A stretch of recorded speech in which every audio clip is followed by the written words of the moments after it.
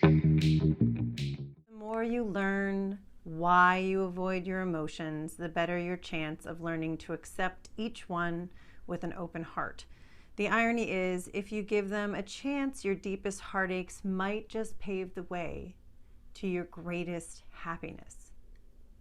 You have emotional reactions to almost everything you think, do, say, imagine, and remember, which means you have emotions about your emotions.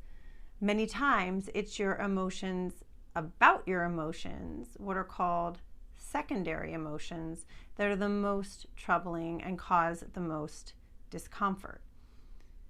Secondary emotions are reactions, usually unconscious and judgmental to the primary emotions.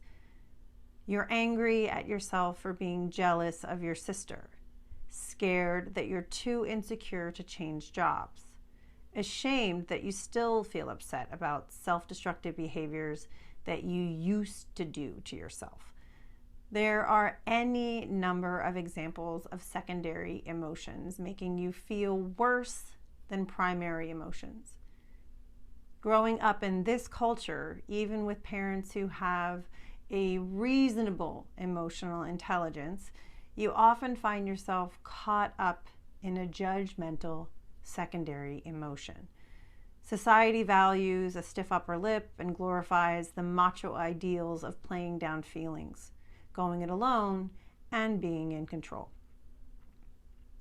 This only exacerbates emotional pain in the long run and prevents it from being healed.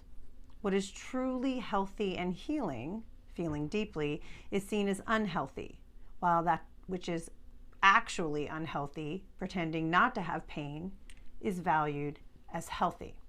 If secondary emotions didn't exist, you'd be neutral about whatever you feel. Reactions to emotions would tilt neither one way or the other.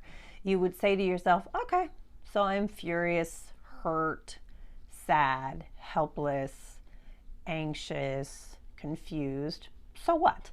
I feel what I feel. You would not punish yourself, insult yourself, or be critical of yourself in any other ways.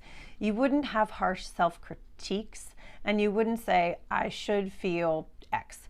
You would no longer measure yourself against an inhuman standard of perfection. It's hard enough to cope with primary feelings, which have to be felt, even if painful, to help and heal.